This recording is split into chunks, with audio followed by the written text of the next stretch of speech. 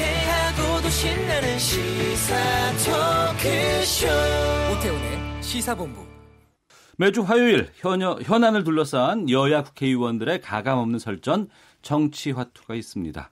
더불어민주당의 김성환 의원 자리하셨습니다. 어서 오십시오. 안녕하세요. 김성환입니다. 예, 그리고 바른미래당의 최이배 의원 나오셨습니다. 예, 어서 오십시오. 안녕하십니까. 예. 두 분과 함께 이 문제부터 짚어보겠습니다. 목포 부동산 투기 의혹을 받고 있는 손혜원 의원이 더 이상 당에 부담을 주지 않겠다며 전격 탈당을 선언했습니다. 김성환 의원님, 네. 탈당 기자회견 어떻게 보셨습니까? 제가 이제 동네에서 지켜봤는데요. 네. 사실은 손혜원 의원이 금요일부터 홍영표 원내대표를 통해서 탈당을 하겠다고 하는 의사를 밝혔었거든요. 네. 근데 당 입장에서 보면 여전히 뭐 의혹은 있다고는 하지만 저희가 조사한 바로는 손혜원 의원이 부동산 투기를 목적으로 한 것은 아니다라고 하는 것이 자체 조사의 결과에서 네. 탈당까지 하는 건 너무 무리하다는 입장이 저희 말렸거든요. 예. 근데 본인이 당에 부담을 주지 않겠다. 그래서 일단 탈당해서 진실을 밝히겠다라고 해서 저희는 그 안타깝게 지켜봤죠. 네. 당에 부담을 주고 싶지 않아서 탈당한다라고 밝혔지만 또 더불어민주당의 홍영표 원내대표가 기자회견장 바로 옆에 있었어요. 예. 그리고 탈당을 또 만료했다는 얘기도 나오고 여기에 대해서 최이배 의원께서는 저는 지금 민주당 지도부의 그 탈당을 만료했다라는 그 설명을 들으면서 굉장히 인식 수준에 대해서 굉장히 실망을 했습니다. 그러니까 네. 이 사건이 손혜원 의원이 투기를 했는지 여부를 떠나서 굉장히 본인의 국회의원의 직을 이용해서 사적인 이익을 추구할 수 있는 그런 행위를 한 거거든요. 그래서 이해 충돌에 대한 어떤 그 부분에 대해서 전혀 인식하지 않고 있다라는 그런 실망을 금치 못하고요. 네. 특히나 탈당이 제가 보기에는 민주당을 살리는 길일 수는 있을런지 모르겠지만 네. 국민들에게 큰 실망감을 주면서 오히려 국민들에게 국회 불신을 키우는 국회는 죽이는 그런 탈당이었다라는 생각이 듭니다. 그래서 탈당 기자회견에서 해명이라고는 하지만 솔직히 쉽게 수용될 수 없는 내용들이 많았고 특히나 저분이 국회의원으로서의 국회의원의 역할이 무엇인지 고민이 있는가라는 그런 발언까지 하셨어요. 그러니까 자기가 국회의원 된 거는 대통령 만들려고 국회의원 했다라는 그런 말씀하셨는데 과연 국회의원의 업무가 그게 다인가? 그건 아니거든요. 그러니까 국회의원으로서의 어떤 공인으로서의 공공의 이익을 위해서 어떤 일을 해야 된다라는 것에 대한 그런 소명이나 이런 부분들이 굉장히 미흡하지 않았나. 그러다 보니까 굉장히 거침없는 어떤 지금까지의 발언이나 또 이런 의정 활동이 지금 이번 사건에 결국 결과물로서 나타난 것이다라고 생각하고 무엇보다 이 부분은 저는 아무리 뭐 문화재 보호나 뭐 목포를 살리겠다라는 취지는 좋을지 모르겠지만 그 절차나 과정에서는 굉장히 불공정했다라는 생각입니다. 그래서 이 공정한 뭐 정의로운 대한민국을 만들겠다라는 문재인 대통령과 우리 민주당의 그런 바람들이 이런 데에서 어긋나지 않나라는 생각이 들면서 좀 민주당에서 단호한 조치가 있었어야 되지 않나라고 생각하는데 오히려 탈당을 만료했다라는 얘기 듣고 굉장히 실망했습니다. 김성환 의원님. 네, 이제 여러 가지 해석이 있을 수 있는데 잘 아시겠지만 손혜원 의원이 지난 문재인 대통령 선거 이전에 목포를 처음 내려갔다는 거 아닙니까? 그 나름대로 문화재에 대한 굉장히 많은 애정이 있었고 이 근대 문화유산이 자칫 잘못하면 훼손될지 모른다고 하는 우려 때문에 그때부터 이 지역을 살리겠다고 하는 여러 가지 활동을 했었죠. 그때부터 페이스북에 그런 내용들 쭉 올렸고요. 그래서 손혜원 의원이 목포를 살리려고 했던 것을 모르는 국회의원이나 모르는 사람이 없습니다. 손혜원 의원이 만나는 사람마다 이렇게 근대 문화재가 있는데 이것을 지키려면 그것을 누군가가 들어가서 그것이 훼손되지 않도록 해야 된다고 해서 많은 분들에게 거기에 좀 일종의 그 건물을 매입할 것을 권유를 했었죠. 그런데 누구도 거기를 거들떠보지 않으니까 자기 주변에 있는 분들에게 그걸 권유해서 누군가 그걸 지키고 있어야만 그 문화재가 훼손되지 않기 때문에 그런 활동을 해왔던 것은 사실은 거의 뭐 실시간으로 다 확인이 됐던 거고 네. 지금 뭐 야당은 그렇게 손혜원 의원을 뭐 공격을 합니다만 목포 시민들이 바라보는 손혜원 의원의 그런 노력은 또 여전히 온도차가 좀 있는 것 같아요. 네. 목포 시민들 입장에서 손혜원 의원만큼 목포를 살리기 위해서 노력한 사람이 있냐. 평소에 얼마나 목포를 살리기 위해서 노력했냐. 바른미래당은, 자유한국당은 얼마나 노력했냐. 그런 차원에서 보면 손혜원 의원이 부분적으로 오해 살 소지가 있는 부분은 그건 전 검찰이 밝히면 된다 이렇게 판단하고요. 네. 어쨌든 그런 부분에서 손혜원 의원이 특히 그 쇠락하는 목포의 구도심을 살리려고 하는 노력 그 부분은 저는 인정을 해줘야 되는 거 아니냐 그런 차원에서 안타까워했다고 봐주시면 되겠습니다. 제 의원님? 저는 한 명의 의원님이 그런 문화재를 소중하게 여기는 마음은 아까 말씀드렸듯이 취지는 굉장히 좋다고 생각합니다. 네. 근데 뭐 문화재가 비단 또 목포에만 있는 것은 아닐 거고 그러면 손혜원 의원님은 목포를 살리고 나서 또 다른 데를 살리기 위해서 또 거기에 또 자기가 돈을 들여서 그 부동산을 사들일 겁니까? 그건 아니잖아요. 그러니까 이거는 제가 아까 말씀드렸듯이 국회의원이 할 일은 그런 문화재를 지키기 위해서 법을 만들던가 아니면은 지자체와 협의해서 뭐 지자체에서 어떤 정책이 제도가 만들어지게 하거나 또는 예산이나 재정이 투입되게 하거나 이런 노력을 하는 거예요. 네. 그게 안 된다고 본인이 거기서 부동산을 매입해서 뭐 아니면 본인의 지인들이 매입하게 해서 그걸 지키는 것이 아니라는 거죠. 그거는 일견 어떻게 보면은 뭐 시민운동 차원에서 그런 일은 할 수 있다고 봅니다. 네. 하지만은 국회의원의 어떤 그 신분을 가지고서 그런 부분이 충분히 문제될 소지가 있다라는 걸 인식했어야 되는데 그런 거 인식조차 없었다라는 거예요. 네. 그래서 지금 이해충돌 금지에 대한 그 문제에 대해서 논란이 되는 것이고 그러다 보니 이게 투기까지 그런 해석의 논란을 여지를 만든 거거든요. 그래서 저는 손혜원 의원님이 진짜 문화재를 사랑했다면 비단 목포만이 아니라 네. 정말 이 문화재들을 보호하고 제대로 지켜나가기 위한 어떤 제도적인 뭐 그런 것들 정책적으로 접근했어야지 내 돈 들여서 사서 지키겠다 이거는 아닌 것 같습니다. 지금 청취자께서도 많은 의견을 보내주고 계시는데 긍정적인 의견도 좀 일부 있긴 합니다만 부정적인 의견이 훨씬 더 좀 많은 상황이긴 합니다. 2261번 쓰시는 분께서는 손 의원의 행위가 법적으로 문제가 없다고 해도 국회의원으로서의 도리에 문제가 있고 절차가 잘못됐습니다. 8192님, 낙후 지역 개발이라는 명분과 경제적 이득이라는 실리 둘 다 챙겼다고 봅니다. 8541님, 원하는 목적을 이루었으니 매입 가격 그대로 다시 매도하시면 된다고 봅니다. 라는 의견 주셨습니다. 앞서서 뭐 검찰로 지금 공이 넘어갔다고 말씀도 해주셨고 지금 야당 쪽에서는 뭐 상임위 개최는 물론 국검, 특조까지도 좀 주장하고 있는 상황 같은데 바른미래당의 입장은 지금 어떤 거예요? 예, 저희도 일단은 상임위를 열어서 예. 이 부분 논의를 해야 됩니다. 특히나 손혜원 의원의 지금 이 그 목포의 부동산 매입 관련된 의혹뿐만 아니라 또 그 국립중앙박물관에 뭐 인사청탁을 했다라는 내용도 나오고 있고 여러 가지 지금 그 현안들이 발생하고 있거든요. 그래서 당연히 상임위 열어서 이 부분 논의를 해야 되고요. 뭐 국회에서 그것이 부족하다면 국회에서 또 할 수 있는 거는 이제 국정조사 같은 것을 할 수 있겠죠. 네. 그리고 검찰이 당연히 또 수사를 지금 시작을 했으니까 검찰 수사 지켜보는데 검찰 수사가 미흡하다면 또 이 부분에 대해서는 뭐 국회 차원에서 특검을 또 추진할 수 있다고 생각합니다. 그래서 이 부분에 대해서는 비단 손혜원 의원의 이 그 목포 부동산에 대한 문제뿐만 아니라 네. 국회 전반적인 차원에서 이런 이해충돌의 문제에 대해서 우리가 고민하고 좀 제도적인 개선을 마련해야 된다라는 생각을 하고 있습니다. 그래서 예. 기존의 권익위가 이해충돌 방지법을 제정한다고 했다가 지금 미루고 있거든요. 이런 부분들도 조속하게 국회에서 논의가 되어서 제정이 되도록 해야 될 것 같습니다. 예. 이런 야당의 입장에 대해서 김성환 의원님 말씀해 주시죠. 네, 뭐 바른미래당은 조금 더 온건하게 표현하셨습니다만 자유한국당 같은 경우는 바로 뭐 국조와 특검 얘기를 했는데요. 네.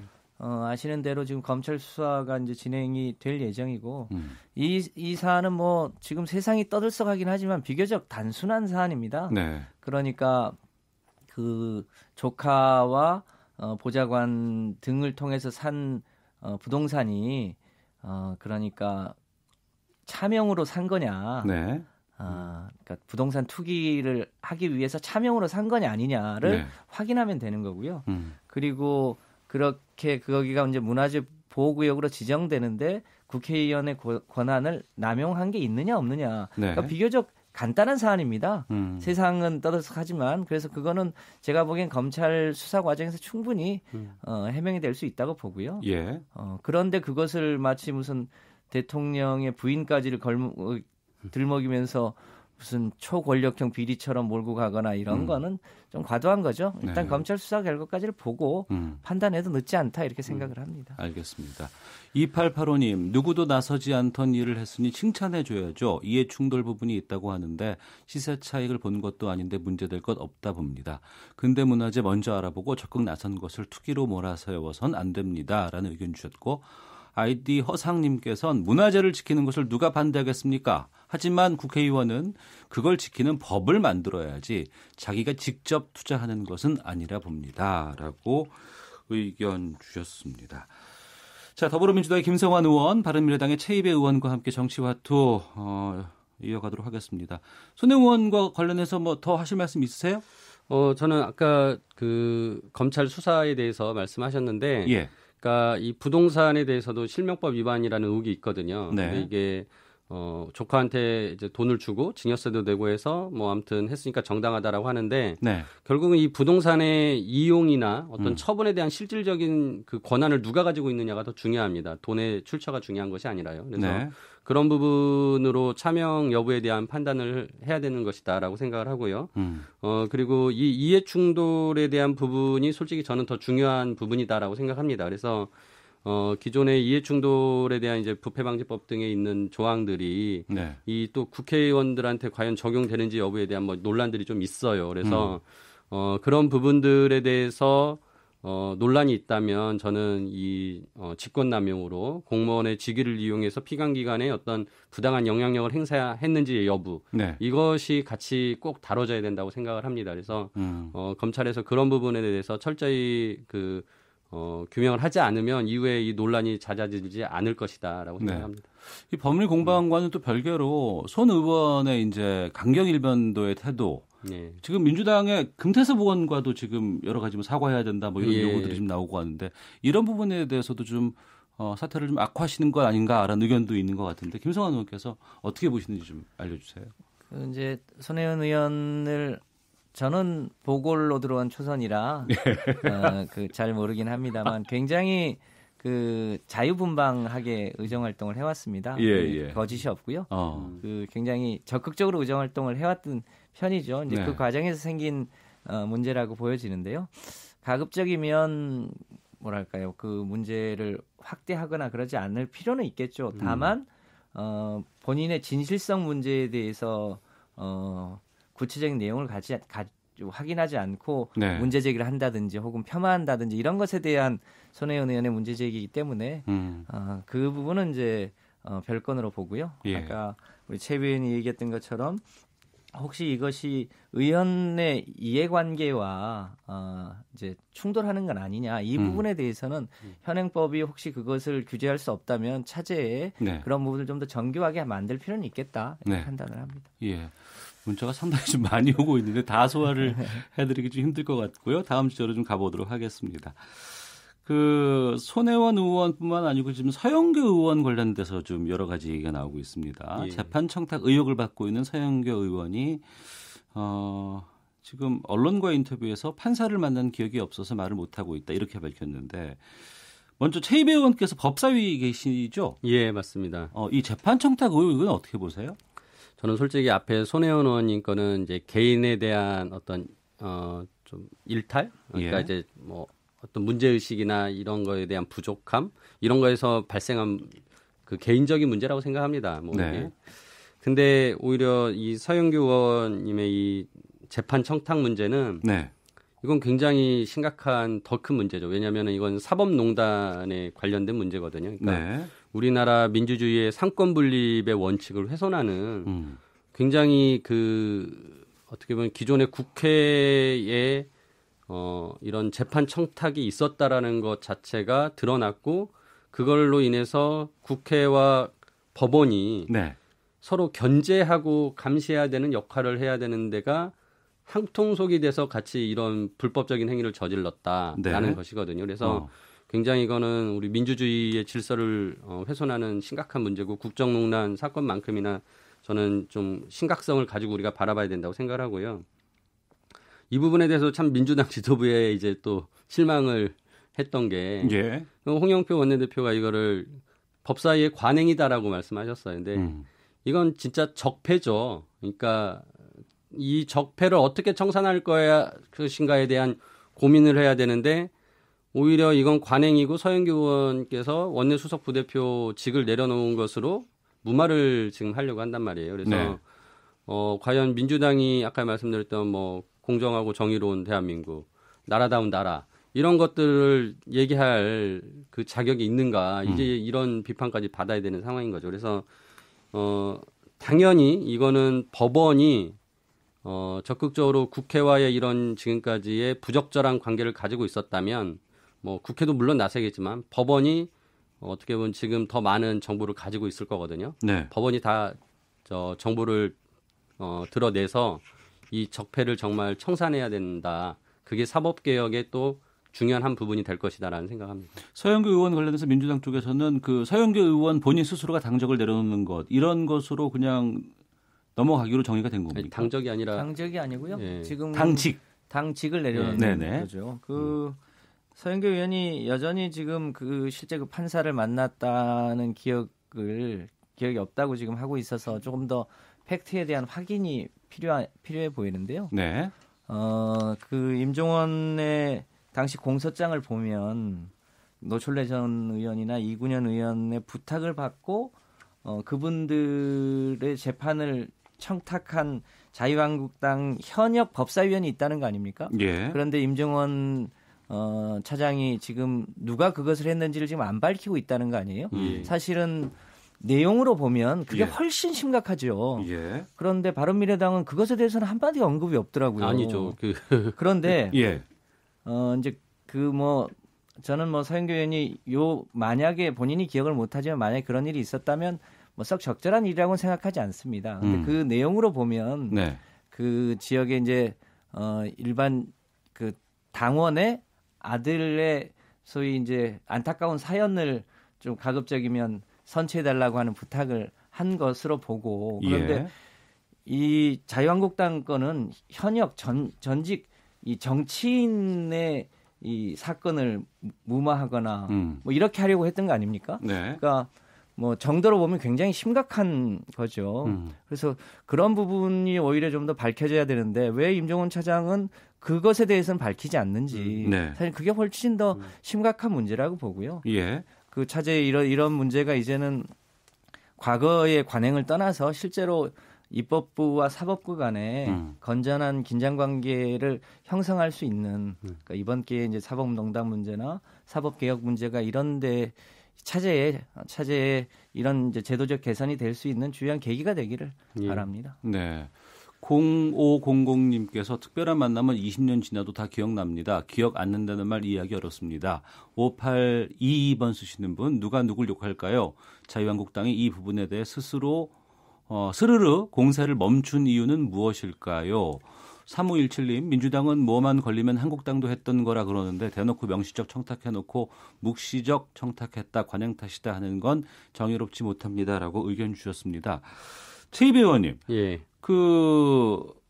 당시 이제 보면 2016년 공소장에 보니까 노철래 이군현 당시 의원들의 부탁을 받고 움직인 현직 자유한국당 법사위원의 실명이 지금 없다고 지금 나와 있거든요. 근데 그 공소장에 보면은요. 예. 모든 의원들 실명이 안 나옵니다. 예. 그러니까 마치 이제 공소장에 다른 의원들은 다 실명 나왔는데 그분만 실명이 안 나오는 것처럼 지금 민주당에서 얘기하는데요. 예. 제가 지금 공소장 가져왔거든요. 예. 여기 보면은 아무도 실명이 안 나오고요. 이거 예. 다 이제 취재나 기존에 어떤 문제 제기된 것들을 추적해서 사람들이 그걸 밝혀낸 거예요. 그래서 지금 아까 전에 그 서영교 의원이 청탁한 것이 지인의 아들의 안타까운 사연인데 솔직히 저는 전혀 안타깝지 않습니다. 왜냐하면 이게 강제추행 미수 사건이거든요. 굉장히 질이 나쁜 범죄였어요. 예. 그리고 이 부분에 대해서 서영교 의원이 자신의 보좌관을 통해서 이 사건 진행을 계속 파악하게 하고 이게 이제 구속이 될 것 같으니까 그때 이제 청탁을 한 거거든요. 재판 3일을 앞두고. 그러니까 굉장히 이제 그런 부분들이 치밀했다라는 것이고요. 예. 그 뒤에도 뭐 예를 들어서 지금 새누리당 의원님들 말씀하셨지만 또 그 민주당 의원님의 또 보좌관에 대한 문제 얘기도 나옵니다. 그래서 이 부분은 제가 보기에는 지금 한국당, 민주당 할 거 없이 다 관련이 있습니다. 그래서 이 부분에 대해서 아까 제가 말씀드렸던 것 중에 하나가 법원이 정보를 많이 가지고 있을 거라는데 공소장에 보면 이런 내용이 나옵니다. 그러니까 국회의원들이 상고법안에 대해서 그 이제 찬반을 이제 가지고 있는 것을 이제 법사위원들 개별 성향을 분석해서 의원별 맞춤형 설득 공략 방법을 수립하는 보고서가 있습니다. 네. 이 보고서를 지난번 사법농단 그 보고서들 다 공개했을 때 이거는 공개하지 않았어요. 그때 공개하지 않으면서 법원이 얘기한 이유가 국회와의 관계를 생각해서 또 국회의원들의 개인적인 내용들이 있어서 공개할 수 없다라고 했어요. 네. 근데 저는 법원이 이제 이거 공개해야 된다고 생각합니다. 제 추정으로는 이 안에 재판 청탁에 관련된 내용도 담겨 있을 수도 있어요. 네. 그리고 또 다른 모 의원의 그 그 기소장에 나오는 다른 모 의원의 얘기를 보면은 그 임종원 그 당시의 처장이 다른 심의관 그 법원에 있는 심의관한테 그 사건에 대해서 어떻게 처리할지 분석해라 그래가지고 보고서를 쓴 게 있답니다. 예. 그런 보고서들이 다 나오면은요.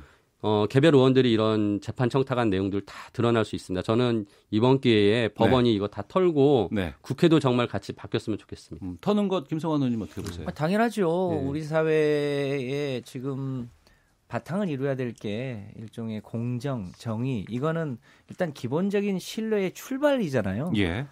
우리가 삼권 분립을 하는 이유는 행정과 입법과 사법을 분리해서 각각이 상호 견제의 기능을 가지면서 그 가운데 이 사회 전반에 정의와 신뢰가 쌓일 수 있도록 하자고 하는 취지였고 그 최후의 보루가 사법부잖아요. 네. 그런 면에서 차제에 그런 과거의 관행이었던 그런 문제를 다 포함해서 이번 기회에 최소한 법의 정의는 가진 자에게는 유리하고 그렇지 않은 사람에게는 불리한 게 아니라 모두가 헌법의 정신처럼 법 앞에 평등할 수 있는 제도적 개혁이 반드시 필요하다 이렇게 생각합니다. 알겠습니다. 오늘 두 분과 함께 여러 가지 논의하고 있는 부분에 대한 청취자분들의 의견 받고 있습니다. 샵 9730번으로 문자 주시면 되겠고요. 짧은 문자 50원, 긴 문자 100원의 정보 이용료 있습니다. 콩은 무료입니다. 잠시 쉬었다가 계속 이어가도록 하겠습니다. 네, 더불어민주당의 김성환 의원, 바른미래당의 최이배 의원과 정치화투 함께하고 있습니다. 청취자께서 의견을 상당히 많이 보내주고 계시는데요. 5640님, 관행이다, 기억나지 않는다, 꼭 밝혀져서 사법농단이 사라지는 계기가 되길 바랍니다. 아인커피님, 재판 청탁 정말 허탈합니다. 집안에 국회의원 한 사람은 있어야겠네요. 최혜자님, 국민은 사실을 알 권리가 있습니다. 여야 가리지 말고 모두 공개시켜야 합니다. 손혜원 관련해서는 0233님, 국회의원 신분만 아니면 손혜원 의원이 잘못한 것 없습니다. 전직 대통령, 기업 총수들 전라도에 땅 투자 안 했어요. 그만큼 투자 가치가 없다는 거죠. 9900님, 문화재 거리로 진영된 만호동 주민들과 손혜원 지지자 및 민주당을 제외한 대다수의 국민들은 분노할 것입니다. 라는 의견 보내주고 계십니다. 자, 이번에 다음 주제로 좀 가보겠습니다. 청와대 민간인 사찰 의혹 등을 제기해온 김태우 수사관이 어제 첫 기자회견을 가졌습니다. 기자회견 자리에서 자신을 향한 비리 의혹은 모두 부인을 했고 청와대 민정수석실이 허위 출장비를 지급했다. 이것으로 예산을 횡령했다. 이런 폭로를 내놨는데 김성환 의원님, 이 부분 어떻게 들으셨는지 말씀해 주시죠. 제가 노무현 정부 때 청와대 행정관 비서관을 했거든요. 그래서 청와대가 대체로 어떻게 업무 추진비 등을 쓰는지를 누구보다 잘 압니다. 네. 그리고 지난번 작년에 심재철 의원이 청와대 업무 추진비를 전체를 다 한번 그랬죠. 그게 불법인지 아닌지는 좀 가려봐야 됩니다만 한번 공개한 적 있잖아요. 예, 그때 우리 국민들이 청와대가 얼마만큼 엄격하게 예산을 지출하시는지는 다 보셨습니다. 네. 이번 건 같은 경우만 해도 특감반 내 아마 내근이 보통 데스크를 내근이라고 하는 것 같은데 네. 그 데스크 직원들도 뭐 점심 때나 퇴근 후에 여러 가지 이제 소위 정보 활동을 하기 때문에 그 차원에서 그동안 업무 추진비를 지원을 해왔던 것 같은데요. 그것을 뻔히 알 텐데 그것을 뭐랄까요, 뭐 출장비를 횡령했다고 하는 거는 누워서 침 뱉기 얘기죠. 네. 그러니까 제도 자체에 혹시 모순이 있을지 모르겠지만 그걸 뭐 불법을 한 것처럼 표현하는 것 자체가 어불성설이라고 합니다. 이미 국민들은 청와대가 굉장히 엄격하다는 사실을 누구보다 잘 알 거라고 생각합니다. 네, 최희배 의원님. 저는 좀 청와대 해명이 어설펐다고 생각하는데요. 그 이유가 이제 우리 특활비 논란이 됐을 때 그 특활비가 어떤 그 진짜 명확한 목적 없이 월 정액으로 이렇게 수당처럼 지급되는 그런 것들은 그건 정말 특활비의 목적이 많지 않다. 그래서 그건 특활비 삭감해야 된다고 했거든요. 네. 근데 지금 청와대에서 나간 돈이 뭐 특활비인지는 모르겠으나 특활비이다 하더라도 그렇게 월 정액으로 지금 월 100만 원씩 줬다라고 이렇게 기사에 나와 있던데 그거는 바람직한 그 사용이 아닌 거죠. 네. 그리고 이게 만약 특활비가 아니고 뭐 특정 업무 경비나 업무 추진비였다면 이거는 실비로 사용하고 그 사후로 정산을 하면 될 것이지 매달 정액으로 지급하는 것은 바람직하지 않습니다. 그러니까 그거는 그 업무 규정에도 저는 어긋난다고 생각하거든요. 그래서 청와대에서 이 부분에 대해서는 그 해명한 게 되게 좀 저는 어설펐다. 오히려 그런 잘못된 관행이 있었다면 고치겠다라고 얘기를 했는 게 낫지. 네. 마치 지금 잘못된 것을 어떻게 보면 또 그것도 예전부터 해온 거니까 관행이니까 뭐 잘못 없다라는 식으로 한 것 아닌가. 그래서 이 부분에 대해서는 좀 실망스러운 부분입니다. 네. 김성환 의원님. 그 청와대도 기 해명을 했지만 적어도 김태우 수사관이 얘기했던 것처럼 무슨 국가 예산을 횡령했거나 이런 문제가 아니라는 그렇죠. 거죠. 횡령 문제는 아니죠. 예. 데스크도 네. 저도 청와대 근무해봤습니다만 점심시간에 나가서 누군가를 만나고 혹은 퇴근 후에도 누군가를 만나서 예산 집행을 하거든요. 그런데 여기는 특감반이라고 하는 특수한 자리잖아요. 네. 다른 일반 청와대 비서관이나 행정관하고는 성격이 다른 직종이죠. 그러니까 그런 직종에 맞게 예산 집행을 했을 거라고 봅니다. 네. 혹시라도 그동안의 예산 집행 과정에 혹시라도 조금 불합리한 대목이 있다면 그건 이제 바로잡을 문제이겠지만 실제로 그렇지도 않은 것 같고요. 적어도 횡령을 했다는 식으로 하는 거는 적절치 않다. 그 자체가 그렇게 판단합니다. 이 김태우 수사관이 자신이 공익신고자라고 주장을 하고 있는 상황입니다. 그러니까 헌데도 불구하고 법적인 보호 조치를 받지 못하고 있다. 이렇게 지금 강조하고 있는 상황인데 공익신고자다 아니다 비리 혐의자다. 이 논란이 좀 계속될 것 같은데 예. 최희배 의원께서는 어떻게 보시는지. 어떻게 보면은 이번 정부가 이런 공익신고나 내부 고발을 더 이렇게 활성화해서 사회의 어떤 투명성을 높이고자 하는 것에 뜻을 같이 하고 있다고 보고요. 예. 그런 면에서 이제 메신저, 즉 말하는 사람이 중요한 것이 아니라 메시지, 어떤 내용인가가 더 중요하다라는 것의 관점으로 봐야 되거든요. 그래서 공익신고에 대해서는 그 내용의 진위를 파악해서 판단을 해야 될 문제인데 네.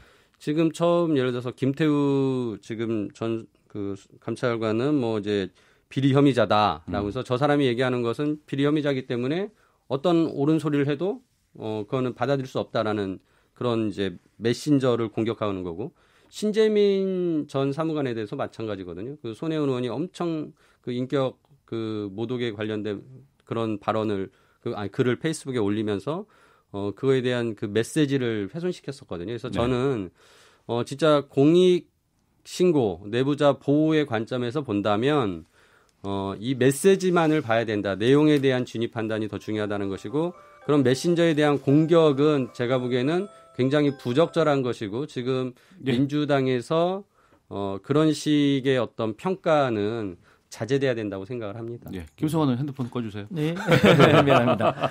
예, 그 공익 신고자에 대한 보호는 실제로 필요하죠. 그것 예. 때문에 공익신고자 보호법도 있는 건데 김태우 수사관은 그 공익신고의 범위 내에 있느냐 없느냐 이 문제를 좀 정확하게 볼 필요가 있습니다. 지금 김태우 수사관은 공직자 신분으로 네. 자기가 공무상 알게 된 비밀을 무차별적으로 폭로한 거거든요. 그중엔 사실과 다른 것들도 끼어 있고 또 자신의 비리와 관련해서는 그것을 상당하게 물타기하거나 허위로 얘기하고 있고 그래서 그 모든 것을 공익신고자다라고 얘기하는 것은 맞지 않은 얘기이죠. 네. 그러니까 공익신고자면 당연히 보호를 받아야 되지만 적어도 지금 김태우 수사관과 관련된 문제는 이 공익 침해 행위로 볼 수 없는 자신의 비리 행위와 관련된 것을 물타기하기 위해서 공무상 비밀을 폭로하고 있는 거여서 이 청와대에서도 이 공직자가 공무상 알게 된 비밀을 폭로할 경우에 국가공무원법 60조 위반으로 지금 고발을 한 거거든요. 예. 그래서 그 두 가지 문제는 성격이 다르기 때문에 좀 구별해서 볼 필요가 있다고 생각합니다. 알겠습니다. 7874님, 김태우 씨 폭로로 밝혀진 건 인정해야죠. 민주당은 본인들에게 불리한 것이 포함되어 있다 해도 폭로 내용 전체를 부정해서는 안 됩니다. 1633님, 김태우 수사관이 기억나지 않는 것은 인정하는 것입니다. 6급 김 수사관의 행동은 적절치 못합니다. 라고 의견 주셨고 6387님, 지위가 높으면 책임감도 무겁습니다. 청와대는 가장 청렴해야 합니다. 그리고 리코님, 최 의원님 질문이 있습니다. 메시지가 중요하다면 메시지의 진위 여부가 수사를 통해 드러날 때까지 이 문제에 대해 언급하지 않아야 되는 것 아닐까요? 라고 의견 주셨고요. 커피타임님, 최입 의원님, 정당명에 걸맞는 의원님 같다는 생각을 들게 합니다. 앞으로 관심 갖고 듣겠습니다라고 의견 주셨는데 최입 의원님, 그 리코님의 질문에 대해서 어떻게 말씀하실까요? 그러니까 이게 이제 검찰 수사로 가서 진위를 파악을 해야죠. 그리고 그 진위가 파악하는 과정까지 이 내부 고발자를 보호하자는 게 그 공익신고자 보호법입니다.